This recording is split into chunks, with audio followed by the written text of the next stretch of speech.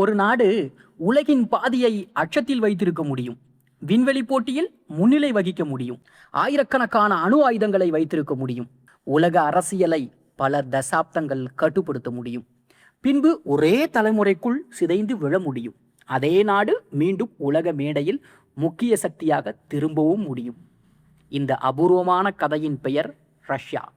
இன்று உலக அரசியலை புரிந்து கொள்ள வேண்டுமானால் ரஷ்யாவை புரிந்து கொள்ளாமல் முடியாது. குறிப்பாக அமெரிக்கா, ஐரோப்பா, சீனா மற்றும் உலக பாதுகாப்பு அமைப்புகளோடு அதன் உறவுகள் இன்றைய உலகின் பல முக்கிய முடிவுகளை பாதிக்கின்றன. 20ஆம் நூற்றாண்டின் துவக்கத்தில் ரஷ்யா ஒரு மிகப்பெரிய பேரரசாக இருந்தது. ஆனால் அதன் அரசியல் அமைப்பு பலவீனமடைந்திருந்தது. பொருளாதார சிக்கல்கள், சமூக அதிருப்தி மற்றும் முதல் உலக போரின் தாக்கம் ஆகியவை நாட்டை கடுமையாக பாதித்தன. இந்த சூழ்நிலையில் 1917ஆம் ஆண்டு நடந்த புரட்சி உலக வரலாற்றின் மிகப்பெரிய அரசியல் மாற்றங்களில் ஒன்றாகவே அமைந்தது. பல நூற்றாண்டுகளாக ஆட்சி செய்த மன்னராட்சி முடிவுக்கும் வந்தது.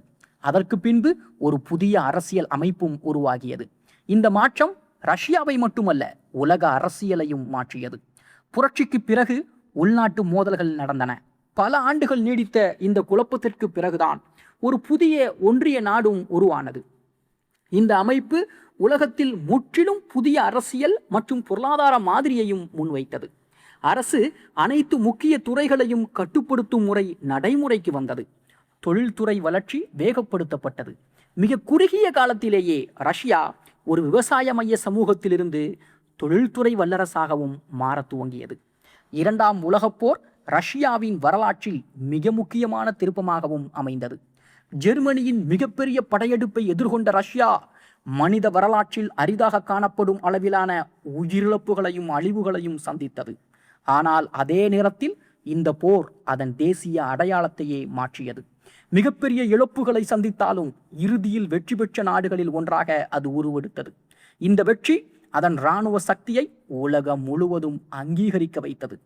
போருக்கு பிறகு உலகம் 2 பெரிய சக்திகளாக பிரிந்தபோது அமெரிக்காவிற்கு நேரடியான போட்டியாளராக ரஷ்யா உருவானது. இந்த காலம் பல தசாப்தங்கள் நீடித்தன. உலக அரசியலில் எந்த ஒரு பெரிய நிகழ்வை பார்த்தாலும் அதற்கு பின்னால் இந்த இரு நாடுகளின் போட்டி இருக்கத்தான் செய்யும். அணு ஆயுதங்கள், விண்வெளி ஆராய்ச்சி மற்றும் உலக நாடுகளில் செல்வாக்கு பெறும் முயற்சி, இவை இந்த போட்டியின் பகுதிகள். இந்த காலத்தில் ரஷ்யா மிகப்பெரிய இராணுவ அமைப்பையும் உருவாக்கியது. தரைப்படை, வான்படை மற்றும் ஏவுகணை அமைப்புகள் தொடர்ந்து விரிவுபடுத்தப்பட்டன.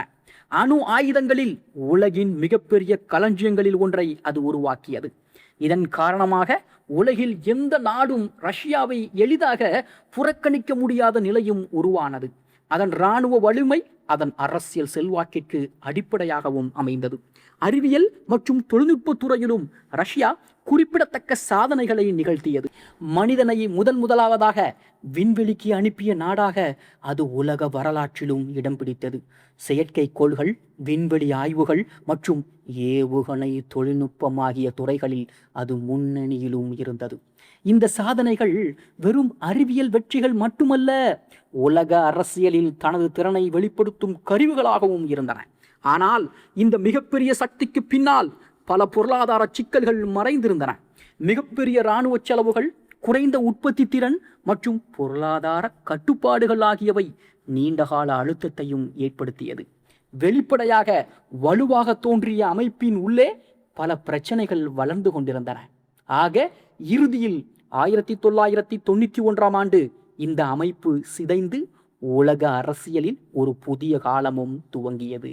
சோவியத் ஒன்றியம் சிதைந்த போது ரஷ்யா மிகப்பெரிய பொருளாதார மற்றும் அரசியல் நெருக்கடியை சந்தித்தது. பணவீக்கம் அதிகரித்தது. வேலை வாய்ப்புகள் குறைந்தன. மக்களின் வாழ்க்கை தரமோ பாதிக்கப்பட்டது. பல ஆண்டுகள் உலகத்தின் ஒரு முக்கிய சக்தியாக இருந்த ஒரு நாடு திடீரென தனது இடத்தை இழந்தது போல தோன்றியது. இந்த காலம் ரஷ்ய மக்களுக்கு மிகவும் கடினமானதாகவும் இருந்தது. ஆனால் 21ஆம் நூற்றாண்டின் துவக்கத்திலிருந்து ரஷ்யா மீண்டும் தனது நிலையை வலுப்படுத்த முயற்சித்தது. குறிப்பாக ஆற்றல் வளங்கள் அதன் மீளெழுச்சிக்கு முக்கிய பங்காற்றின. உலகின் மிகப்பெரிய இயற்கை எரிவாயு மற்றும் எண்ணெய் வளங்களில் சில ரஷ்யாவில் உள்ளன. இந்த வளங்கள் அதன் பொருளாதாரத்திற்கு பெரும் ஆதாரமாகவும் மாறியது. பல ஐரோப்பிய நாடுகள் அதன் ஆற்றல் வளங்களை நம்பி இருந்ததால் அது அரசியல் செல்வாக்கையும் பெற்றது. அதே நேரத்தில் ரஷ்யா தனது இராணுவத்தை மீண்டும் நவீனப்படுத்தவும் ஆரம்பித்தது. புதிய ஏவுகணை அமைப்புகள், மேம்பட்ட போர் விமானங்கள் மற்றும் நவீன பாதுகாப்பு தொழில்நுட்பங்களும் உருவாக்கப்பட்டன.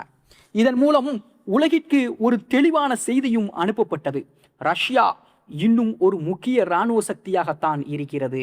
ஆக உலக அரசியலில் அதன் முக்கியமான மோதல் அமெரிக்கா மற்றும் அதன் கூட்டணிகளுடனான உறவாகும். குறிப்பாக ஐரோப்பாவின் பாதுகாப்பு அமைப்புகள் விரிவடைந்த போது ரஷ்யா அதை தனது பாதுகாப்பிற்கு அச்சுறுத்தலாக கருத ஆரம்பித்தது. இந்த கருத்து வேறுபாடுகள் தான் பல ஆண்டுகளாக பதற்றத்தையும் அதிகரித்தன. இதன் விளைவாக சில பிராந்திய மோதல்கள் உலக கவனத்தையும் ஈர்த்தன. ஆக சீனாவுடனான உறவும் கூட ரஷ்யாவின் தற்போதைய அரசியலில் முக்கியமானதாகவே உள்ளது. வரலாற்றில் பல முறை கருத்து வேறுபாடுகள் இருந்தாலும் தற்போதைய சூழ்நிலையில் இரு நாடுகளும் பல துறைகளில் ஒத்துழைக்கிறார்கள். குறிப்பாக பொருளாதாரம், ஆற்றல் மற்றும் உலக அரசியல் துறைகளில் இந்த ஒத்துழைப்பு அதிகரித்திருக்கிறது. இருந்தாலும் இரு நாடுகளும் தங்களின் தேசிய நலன்களை முன்னிலைப்படுத்தவும் செய்கிறார். இன்றைய ரஷ்யாவின் மிகப்பெரிய பலம் அதன் இயற்கை வளங்களும் இராணுவ சக்தியும் தான். உலகின் மிகப்பெரிய நிலப்பரப்பை கொண்ட நாடாக இருப்பதால் அது மிகப்பெரிய வளங்களை கட்டுப்படுத்துகிறது. அணு ஆயுதங்கள் மற்றும் மேம்பட்ட ஏவுகணை அமைப்புகள் அதன் பாதுகாப்பு நிலையை வலுப்படுத்துகின்றன. ஆனால் அதே நேரத்தில் பொருளாதார பல்வகைப்படுத்தலின் குறைவு, மக்கள் தொகை சவால்கள் மற்றும் சர்வதேச தடைகள் போன்ற பிரச்சனைகளும் இருக்கத்தான் செய்கிறது. ரஷ்யாவின் எதிர்காலம் அதன் பொருளாதார மாற்றத்தையும் உலக அரசியலில் தனது இடத்தை எவ்வாறு நிர்ணயிக்கப் போகிறது என்பதையும் பொறுத்திருக்கிறது. அது ஒரு பிராந்திய சக்தியாக மட்டும் தொடருமா அல்லது மீண்டும் உலக அளவிலான செல்வாக்கை அதிகரிக்குமா என்பது இன்னும் திறந்த கேள்வியாகவே இருக்கின்றன. ஆனால் ஒரு விஷயம் மட்டும் உறுதி: உலக அரசியலில் ரஷ்யாவை புறக்கணித்து எந்த பெரிய முடிவையும் எடுக்க முடியாது. ஒரு பேரரசின் வீழ்ச்சி, ஒரு அரசியல் அமைப்பின் சிதைவு மற்றும் மீண்டும் எழ முயலும் ஒரு வல்லரசின் கதை, அதுதான் நவீன ரஷ்யாவின் கதை.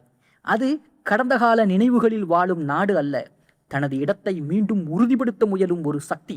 உலகத்தின் எதிர்கால அரசியல் சமநிலையில் அதன் பங்கு தொடர்ந்து முக்கியமானதாகவே இருக்கும் என்பதும் குறிப்பிடத்தக்க ஒன்று.